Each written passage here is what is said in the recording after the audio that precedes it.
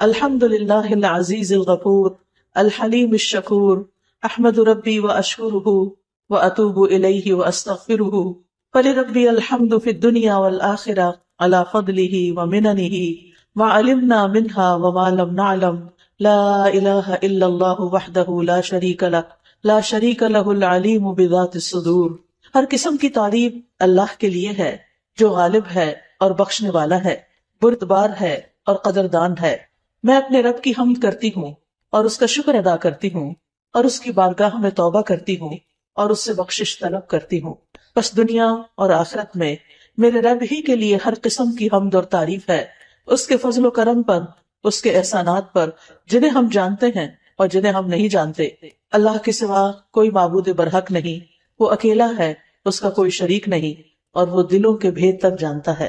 اللہ سبحانہ تعالیٰ کا بہت بہت شکر ہے، اس کا فضل ہے، اس کا انعام ہے، اس کا احسان ہے کہ اس نے ہمیں مسلمان پیدا کیا، ہمیں اپنی محبت عطا کی، اپنی معرفت دی، اپنا شکر ادا کرنے کی توفیق دی۔ اس کا شکر ہے اس نے ہمیں قرآن دیا جو کہ ایک بہت بڑی نعمت ہے۔ قرآن مجید کے بارے میں اللہ تعالیٰ فرماتے ہیں، یا ایھا الناس، اے لوگو، قد جاءتکم موعظۃ من ربکم، تمہارے پاس تمہارے رب کی طرف سے عظیم نصیحت آ چکی ہے، وشفاء لما فی الصدور، اور اس کے لیے سراسر شفا ہے جو سینوں میں ہے۔ کوئی بھی دکھ، درد، تکلیف، اداسی، غم، پریشانی، ڈپریشن، انگزائٹی، کسی بھی قسم کی کوئی چیز جو دلوں کو تکلیف دینے والی ہے، اس سب کے لیے، ہر بیماری کے لیے یہ قرآن شفا ہے۔ وَهُدًى وَرَحْمَةٌ لِّلْمُؤْمِنِينَ، اور مومنوں کے لیے سراسر ہدایت اور رحمت بن کر آئی ہے یہ کتاب۔ ہم سب جانتے ہیں کہ قرآن مجید اللہ سبحانہ تعالیٰ کی نازل کردہ کتاب ہے، یہ اللہ کا کلام ہے، یہ حروف، یہ الفاظ، یہ کلام، یہ رب العالمین کی طرف سے آیا ہے۔ جبریل علیہ السلام جو فرشتوں کے سردار ہیں اس کو لے کر آئے ہیں۔ محمد الرسول اللہ جو تمام انسانوں کے سردار ہیں، تمام پیغمبروں کے سردار ہیں، ان پر یہ کتاب نازل ہوئی ہے، اور یہ امت محمدیہ صلی اللہ علیہ وسلم کا ایک بہت بڑا اعزاز ہے کہ اللہ نے دین کو ان پر مکمل کیا اور انہیں اس کتاب سے نوازا۔ یہ کتاب وہ کتاب ہے جس سے دلوں کی اصلاح ہوتی ہے، جس سے حالات بدلتے ہیں، جس سے انسان بدلتے ہیں، جس سے انسانوں کے حالات درست ہو جاتے ہیں۔ یہ رب العالمین نے انسانوں ہی کے فائدے کے لیے بھیجا ہے۔ یہاں اس آیت کے اندر 4 باتیں بیان ہوئی ہیں کہ یہ قرآن ایک نصیحت ہے، یہ سینوں کی بیماریوں کے لیے شفا ہے، یہ ہدایت کا باعث ہے، اور یہ مومنوں کے لیے رحمت کا باعث ہے۔ یعنی یہ قرآن سراسر فائدے کی کتاب ہے۔ آج ہم دیکھیں تو ہمیں ان میں سے ہر چیز کے لیے کسی علاج کی ضرورت ہے کہ ہم اپنی غفلت اس کی نصیحت سے دور کر سکیں، ہمارے دلوں کی گھٹن اس کے لیے یہ شفا بن جائے، ہماری لا علمی کے لیے ہدایت کا راستہ بنے، اور پھر سراسر اللہ تعالیٰ کی طرف سے اس کے ذریعے ہم پر رحمتیں اور برکتیں نازل ہوں۔ نصیحت کے لیے لفظ موعظہ استعمال ہوا ہے۔ موعظہ کا لفظ واعظ سے ہے، واعظ اردو میں بھی لفظ استعمال ہوتا ہے۔ موعظہ ایسا واعظ ہوتا ہے جو انسان کو اس کا انجام یاد دلاتا ہے، اچھا بھی اور برا بھی، کہ جیسا کچھ انسان کرتا ہے ویسا ہی اس کا انجام ہوگا۔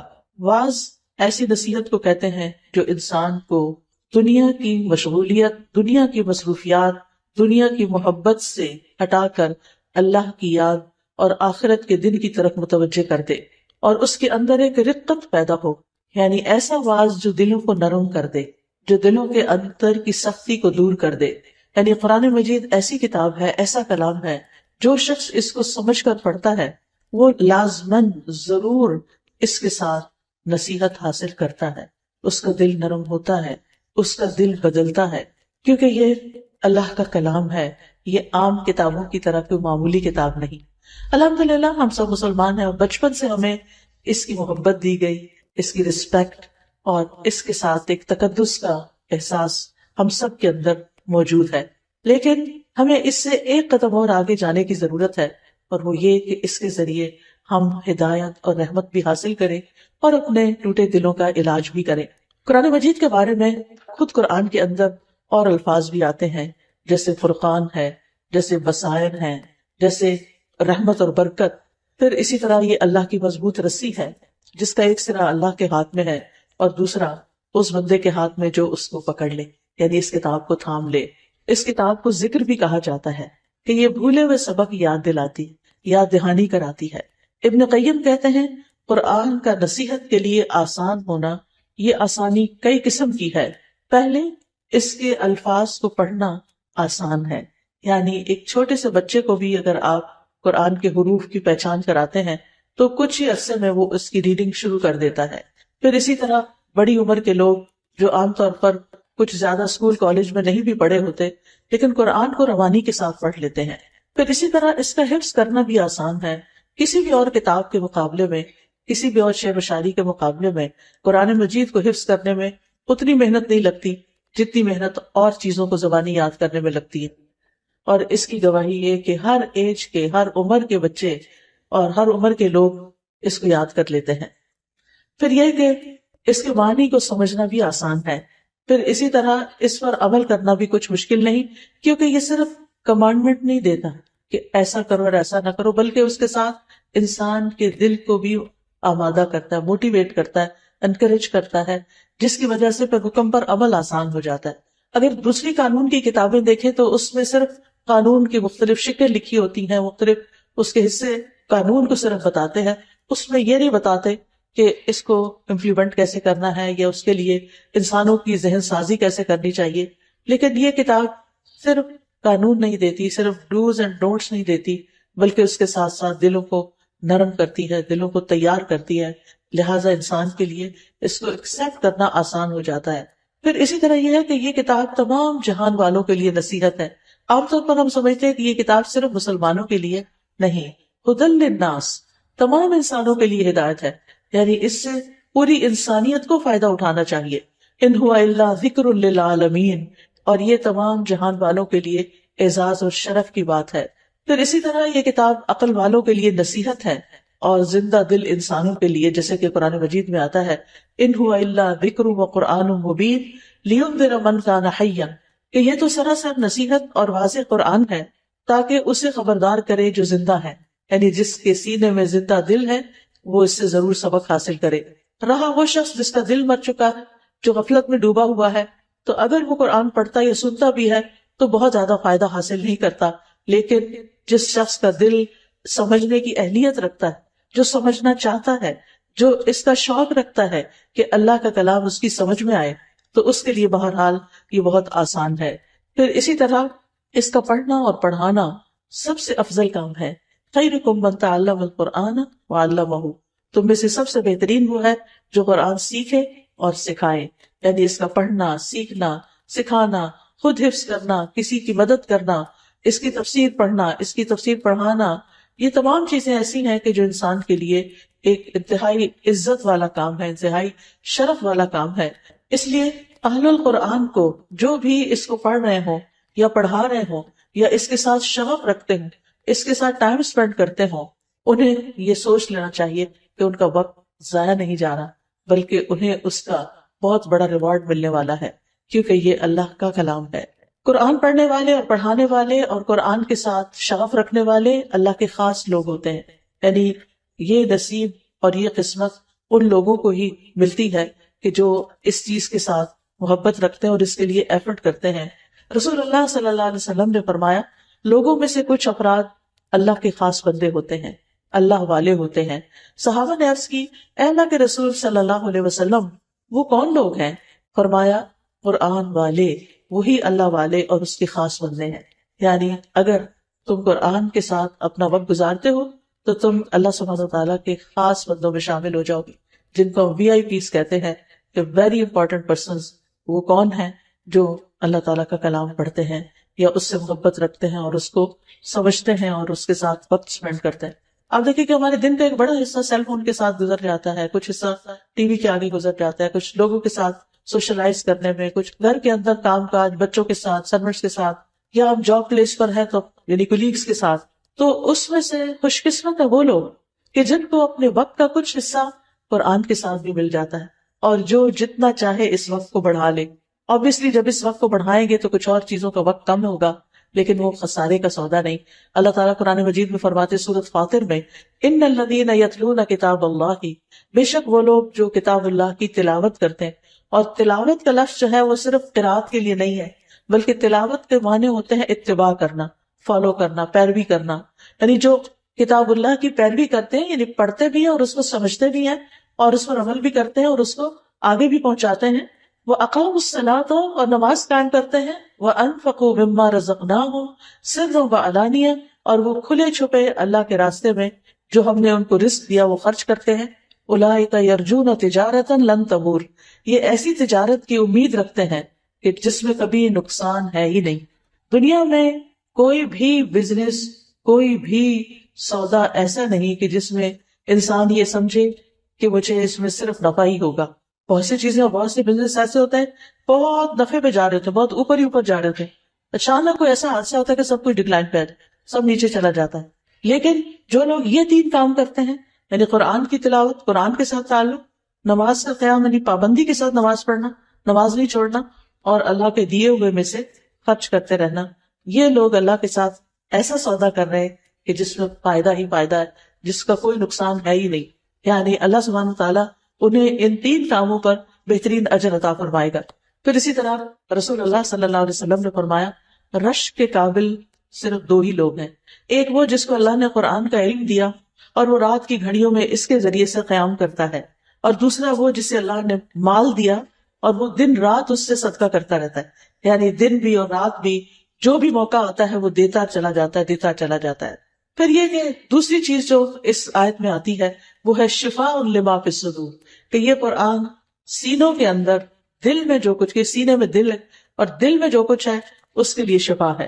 یعنی قرآن سینے کی، دل کی بیماریوں کے لیے شفا ہے. دل کی بیماریوں میں کیا چیز شامل ہے؟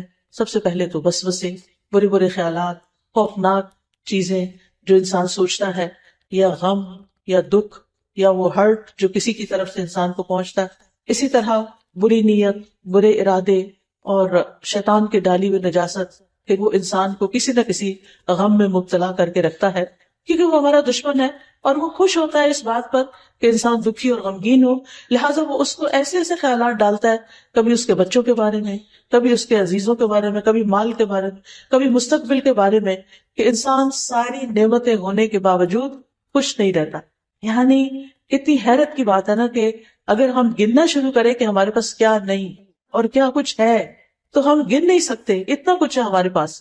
اللہ تعالیٰ فرماتے ہیں وَإِن تَعُدُّوا نِعْمَةَ اللَّهِ لَا تُحْصُوهَا، اگر تم اللہ کی نعمتوں کو گننا چاہو تو گن نہیں سکتے، شمار کرنا چاہو تو شمار نہیں کر سکتے. لیکن اس کے باوجود بھی ہم پریشان رہتے ہیں، اس کے باوجود بھی ہم دکھی رہتے ہیں. یعنی سب کچھ ہوتے ہوئے بھی ہم جو نہیں ہمارے پاس، کسی وجہ سے کوئی امتحان ہے ہمارا، یا کوئی ہماری دعا قبول نہیں ہوئی، یا ہم اپنے بچوں کو جیسا دیکھنا چاہتے ہیں ویسے وہ بن نہیں رہے، یا کوئی بھی ریزن ہو سکتی ہے، وہ ایک غم زندگی کا ہماری ساری نعمتوں پر حاوی ہو جاتا ہے اور انسان خوشیوں سے ہاتھ دھو بیٹھتا ہے. جبکہ قرآن پڑھنے والا، اس کو اللہ پر ایسا توکل، ایسا اعتماد، ایسا یقین حاصل ہوتا ہے اور وہ بڑھتا چلا جاتا ہے کہ شیطان کسی بھی قسم کا وسوسہ ڈالے وہ یقین اس کو فوراً ختم کر دیتا ہے. وہ دل کے اندر کا اطمینان اور توکل کہ اللہ ہے، اللہ اچھا ہی کرے گا، اللہ کے بارے میں اچھا گمان، بندوں کے بارے میں اچھا گمان، یہ اس کے دل کو خوش کر دیتا ہے. اور یہ آ نہیں سکتا جب تک ہمارا تعلق قرآن سے نہ ہو. یہ چیز قرآن ہی انسان کے اندر پیدا کرتا ہے. اور پھر آپ دیکھیے کہ انسان کو بعض لا علاج بیماریاں شروع ہو جاتی ہیں، اور ان میں سے دلوں کی بیماریاں جو ہیں وہ سب سے زیادہ انسان کے لیے تکلیف دہ ہوتی ہیں، کیونکہ کچھ دل ہوتے ہیں وہ ایمان سے، ایمان کے نور سے، ہدایت کے نور سے آباد ہوتے ہیں، یہ دل زندہ ہوتے ہیں. اور کچھ دل ایمان سے خالی ہوتے ہیں، یقین اور توکل اور تقوی سے خالی ہوتے ہیں، قرآن کے علم سے خالی ہوتے ہیں، لہٰذا وہ دل مردہ ہونا شروع ہو جاتے ہیں. اور اگر ان کا علاج نہ کیا جائے تو وہ کسی کام بھی نہیں رہتے. پھر انسان کی زندگی میں سب کچھ ہوتے ہوئے خوشی نہیں ہوتی.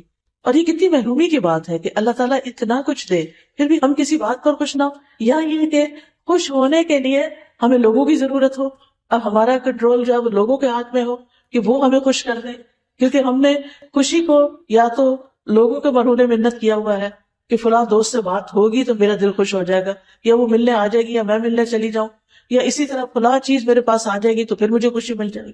لیکن آپ نے زندگی میں دیکھا ہوگا کہ جتنے بھی چیزوں کی ہم نے خواہش کی اور وہ ملتی چلی گئی، اس کے بعد کیا ہوا؟ ایک چیز کی خواہش تھی وہ مل گئی، تھوڑے دن خوشی ہوئی، پھر ڈاؤن. اب ایک اور چیز کی خواہش ہے وہ مل جائے، دعائیں مانگ رہے ہیں، محنت کوشش کر رہے ہیں، وہ مل گئی، تھوڑی دیر کے لیے خوشی، پھر واپس اسی حالت پہ، پھر ایک تیسری چیز، پھر ایک چوتھی چیز. ساری زندگی انسان کی ہرس ختم ہی نہیں ہوتی، جس کی وجہ سے وہ کبھی خوش ہو ہی نہیں پاتا. اس کے بعد جتنی نعمتیں ہوتی ہیں اور مزید ملتی چلی جاتی ہیں، وہ پھر بھی خوش ہونے کا راز نہیں پاتا، کیونکہ خوشی تو دل کی زندگی میں ہے، اور دل کی زندگی قرآن میں ہے. قرآن کو قرآن مجید میں روح کہا گیا، اور انسان کے جسم کے اندر بھی روح ہوتی ہے. یہ ہمارے جسم کی روح اس روح سے خوش ہوتی ہے، اور قرآن لانے والے فرشتے کو بھی روح کہا گیا. دل مردہ ہونے کے عام طور پر دو بڑے سبب ہوتے ہیں، ایک جہالت اور ایک تکبر. جہالت جو ہے وہ دل اور ایمان اور نور کے درمیان اندھیرا کر دیتی ہے، رکاوٹ پیدا کر دیتی ہے. قرآن جہالت کو دور کرنے کا ذریعہ ہے. جب قرآن کے ذریعے جہالت دور ہوتی ہے تو دل لہلہانے لگتا ہے، ایمان کے ساتھ، قرآن کے ساتھ سینے منور ہو جاتے ہیں، خوش ہو جاتے ہیں، روشن ہو جاتے ہیں. قرآن مجید میں شفا کے 3 معنی ہیں کہ یہ گمراہی سے شفا ہے کیونکہ اس میں ہدایت ہے، بیماری سے شفا ہے کیونکہ اس میں برکت ہے، اور اسی طرح فرائض اور احکام کو معلوم کرنے کے بارے میں شفا ہے. کیونکہ جب ہم کسی چیز پر عمل کرنا بھی چاہتے ہیں، فار ایگزامپل اب رمضان قریب آ رہا ہے، روزے تو ہم ہر سال روٹین کے رکھ ہی لیتے ہیں، قیام اللیل بھی کر لیتے ہیں، لیکن اس کے ساتھ ساتھ اکثر لوگ اپنی زکوٰۃ نکالتے ہیں رمضان کے اندر. لیکن ہوتا کیا ہے، لا علمی کی وجہ سے ہم صحیح طور پر کام ہی نہیں کر سکتے، ہم صحیح فنکشن نہیں کر پاتے. ہمارے دل میں ڈاؤٹ رہتا ہے، پتہ نہیں اس میں زکوٰۃ ہے یا نہیں، پتہ نہیں کتنی نکالنی. یعنی چھوٹے چھوٹے کوسچنز ہوتے ہیں جو ہمارے اندر ایک بے چینی پیدا کیے ہوئے ہوتے ہیں. لیکن اگر ہم قرآن پڑھیں اور قرآن کو سمجھیں تو ان میں سے بہت سے سوالوں کے جواب مل جاتے ہیں. پھر کچھ اسپیسیفک کوسچنز رہ بھی جاتے ہیں کہ جن کو مزید علماء نے ڈسکس کر کے اور مزید علم حاصل کر کے ان کو حل کیا ہوتا ہے. تو فرائض پر بھی عمل کرنے کے لیے بہت ضروری کہ ہمارے پاس علم ہو. علم کے بغیر ہم اپنے فرائض پر بھی عمل نہیں کر سکتے. پھر اسی طرح آپ دیکھیں، جہالت کے علاوہ شک، تکبر، حسد، نفاق، بغض، ہم و غم اور خواہشات کی بھرمار، ان ساری بیماریوں کے لیے قرآن شفا ہے. انسان کو قرآن بالکل مطمئن کر دیتا ہے، جو اس کے پاس ہوتا ہے اس پر وہ قناعت کرتا ہے اور راضی ہو جاتا ہے. اب آپ دیکھیے کہ اگر ہمارے دل میں کوئی شک ہی آ گیا دین کے بارے میں، اللہ کی ذات کے بارے میں، نبی صلی اللہ علیہ وسلم کے بارے میں، تو اس شک سے پھر آپ دیکھیں کہ انسان اچھا بھلا سب کچھ کرتا وہ سب چھوڑ کے بیٹھ جاتا ہے، کیونکہ دل میں شک آ گئی. قرآن شک کو یقین میں بدلتا ہے. اس لیے اس شک کو یقین میں بدلنے کے لیے ضروری ہے کہ ہم ڈیلی بیسس پر کچھ نہ کچھ حصہ اس کا ضرور اپنے علم میں لائیں، اس کو سمجھیں تاکہ ہمارے شکوک و شبہات دور ہوں. پھر اسی طرح شک کے علاوہ تکبر، انسان کو قرآن اس کی حقیقت بتاتا ہے کہ تم کہاں سے پیدا ہوئے، تم کیا چیز ہو، لہٰذا انسان کے اندر سے تکبر بھی نکل جاتا ہے. پھر حسد، قرآن میں حسد کے بارے میں حابیل قابیل کا قصہ بیان کیا گیا اور پھر حسد کرنے کا انجام بتایا گیا ہے. تو انسان توبہ کرتا ہے کہ میں کسی سے حسد کر کے اپنے اعمال کو ضائع کروں. پھر اسی طرح ابلیس کا قصہ بتایا گیا کہ جس کو آدم علیہ السلام سے حسد ہوا اور اس نے اپنا مستقبل خراب کر دیا اور ایگو کا شکار ہو گیا. تو یہ قرآن ہی ہے جو ان تمام بیماریوں اور ان تمام پریشانیوں کا علاج ہے. اور ابن قیم تو کہتے ہیں کہ چاہے دل کی بیماری ہو، چاہے کوئی جسمانی بیماری ہو، کوئی بیماری ایسی نہیں جس کا علاج قرآن سے ممکن نہ ہو. وہ تو پورے یقین کے ساتھ کہتے ہیں، کیونکہ اللہ تعالیٰ نے فرما دیا ہے کہ یہ شفا ہے، تو یہ شفا ہے اور اس سے شفا حاصل کرنی چاہیے. پھر اسی طرح یہ ہے کہ وہ یہ بھی کہتے ہیں کہ قرآن کے ہر حرف میں شفا ہے، یعنی آپ کہیں سے بھی پڑھنا شروع کر دیں اور کسی بھی قسم کی بیماری رب کے کلام کا مقابلہ نہیں کر سکتی، اس کے آگے نہیں ٹھہر سکتی. اور کہ یہ وہ کلام ہے کہ اگر پہاڑ پر بھی اتار دیا جاتا تو پہاڑ ٹکڑے ٹکڑے ہو جاتا. تو باقی بیماریاں اس کے آگے کیسے ٹھہر سکتی؟ ہمارے اندر کے دل کے پتھر اور باقی جسم کی پتھریاں کہاں رک سکتی ہیں اگر ہم اس کو واقعی پڑھیں اور پورے شوق کے ساتھ اور پوری محنت کے ساتھ اس کو پڑھنے والے ہیں. اور اس کے لیے یقین کا ہونا بھی بہت ضروری ہے. ہم جیسے سوچتے ہیں ہماری باڈی ویسے ہی فنکشن کرتی ہے.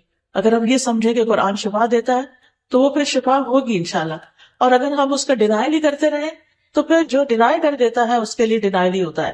پھر اسی طرح قرآن بہترین رقیہ بھی ہے. رقیہ کہتے ہیں دم کو، یعنی اگر انسان کو کوئی ایسی بیماریاں لاحق ہو گئی ہیں کہ جن کا علاج نیلی پیلی گولیوں میں نہیں ہے، یعنی دوائیوں میں نہیں ہے، تو ایسی صورت میں جیسے نظر بد ہے یا جادو ہے یا جنوں کا چمٹنا ہے اور اس نتیجے میں کچھ بیماریوں کا پیدا ہونا ہے، تو اس کے لیے رقیہ بہت فائدہ مند ہے. رقیہ جو ہے آیات شفا یا رقیہ ایک ہی چیز ہے. آئی ڈونٹ نو کہ آپ نے الہدا کے وہ چھوٹے چھوٹے کارڈز دیکھے ہوں گے یا نہیں جس میں آیات شفا لکھا ہوتا ہے. اگر کسی بیمار کے پاس ان کو پڑھا جائے یا بیمار خود اپنے لیے پڑھے تو وہ بہت فائدے کی چیز ہے۔ حضرت عائشہ کہتی ہے کہ رسول اللہ صلی اللہ علیہ وسلم ایک مرتبہ ان کے پاس تشریف لائے تو دیکھا کہ ایک عورت حضرت عائشہ کا علاج کر رہی ہے یا ان کو کوئی دم کر رہی ہے، تو آپ نے فرمایا کتاب اللہ یعنی قرآن کے ساتھ اس کا علاج کرو، اگر تمہیں دم کرنا ہی ہے تو قرآن پڑھ کر اس پر دم کرو، اور اس میں سب سے بہترین جو ہے وہ سورۃ الفاتحہ ہے، یعنی اگر انسان سورۃ الفاتحہ پڑھ کر دم کرتا ہے تو انشاءاللہ فائدہ مند ہوگا، کیونکہ سورۃ الفاتحہ کو الشفا بھی کہا گیا ہے۔ اور اس میں ایک واقعہ بھی آتا ہے صحیح البخاری میں کہ نبی صلی اللہ علیہ وسلم کے چند صحابہ عربوں کے ایک قبیلے کے پاس سے گزرے، قبیلے والوں نے ان کی کوئی ضیافت نہیں کی، اس زمانے میں ہوٹل ریسٹورینٹس نہیں ہوتے تھے، مسافروں کے لیے راہ چلتے جن لوگ کے گھر ہوتے تھے وہی ان کو ٹھہراتے تھے، کھلاتے پلاتے تھے۔ تو اب یہ کہ وہ ایک قبیلے کے پاس سے گزرے، قبیلے والوں نے ان کی کوئی ضیافت نہیں کی، ان کی کوئی مہمانی نہیں کی۔ کچھ دیر بعد قبیلے کے سردار کو بچھو نے کاٹ لیا۔ اب قبیلے والوں نے ان صحابہ سے کہا کیا آپ لوگوں کے پاس کوئی دوا یا کوئی دم کرنے والا ہے؟ صحابہ نے کہا کہ تم لوگوں نے ہماری ضیافت نہیں کی، ہم بھی اس وقت تک تمہارا دم نہیں کریں گے جب تک تم اس کی مزدوری نہ مقرر کرو۔ چنانچہ انہوں نے چند بکریاں دینا منظور کر لی، پھر اس کے بعد آپ سورۃ الفاتحہ پڑھنے لگے، پڑھ کے اپنا لعاب اس جگہ پر لگاتے جاتے تھے جہاں ڈنگ کاٹا تھا، چنانچہ وہ شخص جو تھا تندرست ہو گیا۔ تو قبیلے والے بکریاں لے کر آ گئے، صحابہ نے کہا ہم تو اس وقت تک ان کو ہاتھ نہیں لگائے گے بکریوں کو جب تک کہ اللہ کے رسول سے پوچھ نہ لیں صلی اللہ علیہ وسلم۔ تو کیا ہوا جب آپ کے پاس وہ آئے اور آپ کو بتایا تو آپ مسکرا دیے، آپ نے نہا کی نہ کی بس اسمائل کی، اور یہ آپ کا اکثر انداز ہوتا تھا۔ اور پھر آپ نے فرمایا کہ تمہیں کیسے معلوم ہوا کہ سورۃ فاتحہ سے دم ہو سکتا ہے؟ ان بکریوں کو لے لو اور ان میں میرا حصہ بھی لگاؤ، یعنی ازراہ تفنن آپ نے کہا تاکہ ان کے دلوں میں اس کی وہ برائی نہ رہے۔ اسی طرح سورۃ البقرہ میں شفا ہے، رسول اللہ صلی اللہ علیہ وسلم نے فرمایا سورۃ البقرہ پڑھا کرو کیونکہ اس کا پڑھنا باعث برکت ہے، اس کا چھوڑنا باعث حسرت ہے، اور جادوگر اس کو حاصل کرنے کی طاقت نہیں رکھتے، یعنی اس پر غالب نہیں آ سکتے، اس کا کچھ نہیں بگاڑ سکتے۔ لہٰذا انسان کے لیے ضروری ہے کہ وہ دن میں کچھ نہ کچھ حصہ سورۃ البقرہ کا پڑھ لیا کرے، چاہے پہلی 5 آیتیں کیوں نہ ہو، یعنی صبح قرآن مجید کھولا، سورۃ البقرہ پڑھی اور بند کر دیا، پورا نہیں پڑھ سکے، بچوں کو اسکول بھیجنا ہوتا ہے اور کئی کام ہوتے ہیں، تو پھر اس موقع پر زیادہ ٹائم دیا نہیں جا سکتا۔ ہاں جب آپ گھر کے کام کا ایسے فارغ ہو جائیں تو فارغ وقت میں پھر بیٹھ کر ضرور سورۃ البقرہ پڑھے۔ پھر یہ ہے کہ جو قرآن سے شفا حاصل نہیں کرتا وہ ہمیشہ بیمار ہی رہتا ہے، یعنی وہ ایک بیماری کسی دوسری بیماری میں منتقل ہو جاتی ہے، دوسری تیسری میں منتقل ہو جاتی ہے، اور پھر یہ ہے کہ قرآن سے شفا حاصل نہ کرنا دراصل اس کو چھوڑ ہی دینا ہے۔ تیسری چیز جو یہاں بتائی گئی وہ یہ کہ یہ کتاب ہدایت کی کتاب ہے۔ ہدایت ہم سب کی ضرورت ہے، اسی لیے ہم ہر نماز کے اندر اہدنا الصراط المستقیم پڑھتے ہیں کہ اے اللہ تو ہمیں سیدھے رستے کی ہدایت دے، اس رستے پہ ہم چلیں، ہم منزل تک پہنچے اور پھر ہم اس پر استقامت بھی اختیار کریں، اس رستے کو چھوڑ نہ دیں۔ تو یہ کتاب جو ہے یہ ہدایت کا باعث ہے، اور اللہ تعالیٰ نے اس کو نازل بھی اسی لیے کیا۔ اللہ تعالیٰ فرماتے ہیں شہر رمضان الذی انزل فیہ القرآن ھدی للناس وبینات من الہدی والفرقان۔ رمضان کا وہ مہینہ ہے جس میں قرآن نازل کیا گیا، یعنی اللہ تعالیٰ نے یہ کتاب ہمیں رمضان میں دی ہے، اور رمضان کی برکت کی وجہ اس مہینے میں قرآن کا نازل ہونا ہے۔ دن تو سارے برابر ہوتے ہیں لیکن ایک کو فضیلت دوسری کی وجہ سے کیوں ہے؟ کیونکہ اس میں قرآن نازل ہوا۔ اسی طرح جو لوگ قرآن پڑھتے پڑھاتے ہیں قیامت کے دن ان کے درجات بھی بلند ہوں گے، نہ صرف یہ کہ ان کے بلکہ ان کے والدین کے بھی۔ تو وہ پوچھیں گے کہ یہ ہمیں نعمت کہاں سے ملی، تو بتایا جائے گا کہ تمہارے بچے کے قرآن پڑھنے کی وجہ سے۔ تو قرآن کی صرف عربک نہیں پڑھنی چاہیے بلکہ یہ کتاب ہدایت ہے، سلامتی کی راہیں دکھانے والی کتاب ہے۔ یہدی بہ اللہ من اتبع رضوانہ سبل السلام، یہ ایک روشنی اور واضح کتاب آئی ہے جس کے ساتھ اللہ ان لوگوں کو جو اس کی رضا کے پیچھے چلتے ہیں سلامتی کے رستوں کی ہدایت دیتا ہے۔ زندگی کے ہر معاملے میں آسانی کی کتاب ہے، یعنی آسان احکام والی کتاب ہے، اس میں ہدایت بھی ہے، نور بھی ہے۔ اسی طرح یہ کتاب گمراہی سے بچانے والی ہے۔ رسول اللہ صلی اللہ علیہ وسلم نے فرمایا اللہ عز و جل کی کتاب ہی اللہ کی رسی ہے، جو اس کی پیروی کرے گا وہ ہدایت پر رہے گا، جو اس کو چھوڑ دے گا وہ گمراہی پر ہوگا۔ تو کچھ بھی ہو ہم نے اس کتاب کو چھوڑنا نہیں۔ جو لوگ پوری پڑھ چکے ہیں وہ دوبارہ سے شروع کر کے ریویژن ساتھ کے ساتھ ہی کر لیں، اور اس طرح اس کتاب کو مرتے دم تک اپنے ساتھ رکھیں تاکہ قبر میں بھی ساتھ جائیں، حشر کے دن اٹھے تو ساتھ اٹھے اور جنت تک پہنچائے۔ یہ کتاب شیاطین کی گمراہی سے بھی بچاتی ہے، اس سے انسان کو ایک فرقان ملتا ہے. فرقان کہتے ہیں کرائٹیرین کو، کہ انسان اگر قرآن پڑھا ہوا ہوتا ہے تو خود اس کے اندر ایک فلٹر لگ جاتا ہے جس سے وہ ڈیٹیکٹ کر لیتا ہے کہ کیا چیز اللہ کی پسند کی ہے اور کیا شیطان کی ڈالی ہوئی نجاستیں ہیں، اور ان چیزوں کو اپنی زندگی سے باہر نکال دینا ہے. قرآن کی بدولت حکمت اور دانائی بھی ملتی ہے. انسان کو بہت سی ایسی باتیں سمجھ آتی ہیں جو اس کے بغیر سمجھ نہیں آتی. پھر یہ گناہوں سے بچانے کا ذریعہ بھی ہے یعنی قرآن، کیونکہ اگر ہمیں نہیں پتا کہ اللہ تعالیٰ کس بات پہ ناراض ہوتے ہیں تو ہم شوق سے کرتے رہیں گے. سب لوگ تالیاں بجائیں گے ہمارے لیے، اللہ تعالیٰ ناراض ہو رہے ہیں، لوگ خوش ہو رہے ہیں، اور ہمیں پتہ ہی نہیں کہ حقیقت میں کیا ہو رہا ہے. تو یہ قرآن بتاتا ہے کہ اللہ تعالیٰ کن چیزوں کو پسند کرتا ہے اور کن چیزوں پر ناراض ہوتا ہے. پھر اسی طرح قرآن کے نزول کا مقصد صرف تلاوت نہیں ہے، بلکہ اس کا مقصد آیات میں غور و فکر اور اس سے نصیحت حاصل کرنا ہے. سورہ صاد میں اللہ تعالیٰ فرماتے ہیں کتاب انزل الیک مبارک لیدبروا آیاتہ ولیتذکر اولو الالباب، جو کتاب ہم نے آپ کی طرف نازل کی ہے بڑی برکت والی ہے تاکہ لوگ اس کی آیات میں غور و فکر کریں اور اہل عقل اس سے سبق حاصل کریں. عقل والے اس کتاب سے سبق سیکھے. حسن بصری کہتے ہیں قرآن اس لیے نازل کیا گیا تاکہ اس پر غور و فکر کیا جائے اور اس پر عمل کیا جائے، لیکن کچھ لوگوں نے تو اس کو اپنی صرف تلاوت کی کتاب بنا لیا ہے. یعنی صبح اٹھتے ہیں، روٹین میں اس کو کھولتے ہیں، کچھ آیتوں کی کچھ پیجز کی تلاوت کرتے ہیں، بند کرتے ہیں، رکھ دیتے ہیں، جیسے کھولنے سے پہلے تھے ویسے ہی بعد میں ہوتے ہیں. کسی آیت پر نہیں رکتے، کسی کا مطلب نہیں پتا، دل پہ کوئی اثر نہیں ہوتا. لہٰذا پڑھنا ثواب کا تو ہو گیا لیکن عمل میں کچھ نہیں آتا. اللہ سبحانہ وتعالیٰ قرآن مجید میں قرآن پر تدبر کا حکم دیتے ہیں. فرمایا افلم يدبروا القول ام جاءهم ما لم يأت آباؤهم الاولین، کیا انہوں نے قرآن پاک میں غور نہیں کیا یا ان کے پاس وہ چیز آئی ہے جو ان کے پہلے باپ دادا کے پاس نہیں آئی تھی؟ کوئی ایک انوکھا دین آیا ہے ان کے پاس جس کو پہچان نہیں رہے. تو یاد رکھیے ابن تیمیہ کہتے ہیں جو ہدایت کی غرض سے قرآن میں تدبر کرتا ہے اس کے لیے حق کا راستہ واضح ہو جاتا ہے. جو ہدایت کے لیے تدبر کرتا ہے اس کو ہدایت لازم مل جاتی ہے. اور قرآن کی اگر کوئی صرف تلاوت کر دیتا ہے اور اس پر عمل نہیں کرتا یا کوشش بھی نہیں کرتا کہ اس پہ عمل کرنا ہے ایک دن، تو اس کے بارے میں آتا ہے کہ قیامت کے دن ایسے لوگ جو ہیں یعنی جو صرف پڑھ لیتے ہیں اور عمل نہیں کرتے ان کی سزا کیا ہے.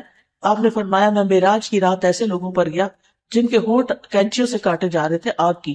جب وہ کاٹے جاتے تو پھر مکمل ہو جاتے. میں نے پوچھا ہے جبریل یہ کون لوگ ہیں؟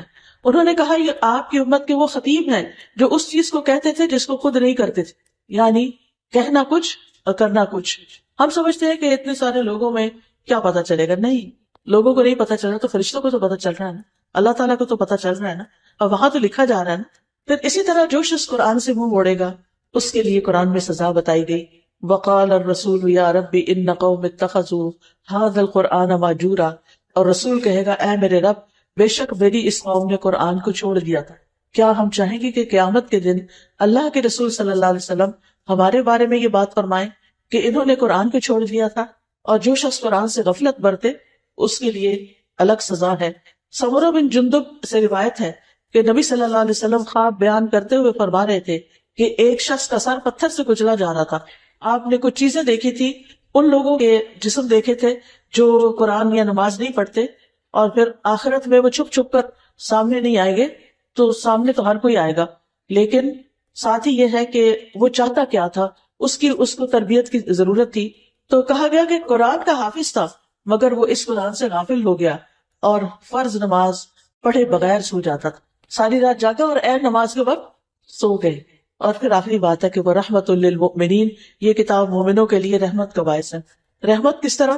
رحمت اس طرح کہ انسان جو اس کو پڑھتا ہے اللہ تعالیٰ کو اس بندے پر پیار آتا ہے اور پھر اللہ تعالیٰ اس پر اپنی ایسی رحمتیں نازل کرتا ہے کہ جس سے اس کو کسی چیز کی کمی نہیں ہوتی. پھر یہ کہ قرآن سے اللہ کی رحمت ملتی ہے اور اس کی وجہ سے رحمت گھروں کو ڈھانپ لیتی ہے.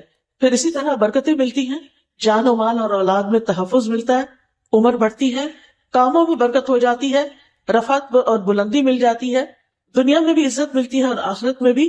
اور پھر ایک نیکی کا ثواب کتنا، یعنی اگر کسی شخص نے ایک نیکی کی ہے تو اس کو 10 گنا اجر ملے گا، لیکن ایک شخص نے خود بھی کی اور کسی اور کو بھی بتا دیا اور وہ آگے بھی بتا رہا ہے، ان سب کی نیکی بھی شروع کرنے والے کو ملے گی. قرآن کی تلاوت عذاب قبر سے بچانے کا ذریعہ بھی ہے کہ جب انسان کو قبر میں لٹایا جائے گا اور اس پر کوئی بلا سر کی طرف سے آئے گی، نماز جو سے اس کو پروٹیکٹ کرے گی، دائیں طرف سے روزہ، بائیں طرف سے زکوٰۃ اور پاؤں کی طرف سے صدقات وغیرہ. لیکن اس کے علاوہ بھی یہ ہے کہ جب کوئی شخص یعنی ایسا کام کرنا چاہتا ہے جو اللہ کی پسند کا ہے، اور خاص طور پر ان دنوں میں کرتا ہے جس میں اجر و ثواب کئی گنا زیادہ بڑھ جاتا ہے، تو یہ چیز پھر انسان کو آخرت میں بھی فائدہ دیتی ہے. قیامت کے دن قرآن انسان کی شکل میں آئے گا اور کہے گا میں وہی ہوں جس نے تمہیں رات کو بیدار رکھا تھا اور دن میں تجھے پیاسا رکھا تھا. اب کیا چیزیں رات کو بیدار رکھتی ہیں بچوں؟ تو اب آپ سوچئے کہ پھر وہ جب ان سے سوال کیا جائے گا تو کیا جواب دیں گے کہ کیا چیز انہیں رات کو جگاتی تھی، کون سی چیز پھر قیامت کے دن ان کی سفارش کرے گی؟ کیونکہ قرآن کے پڑھنے والوں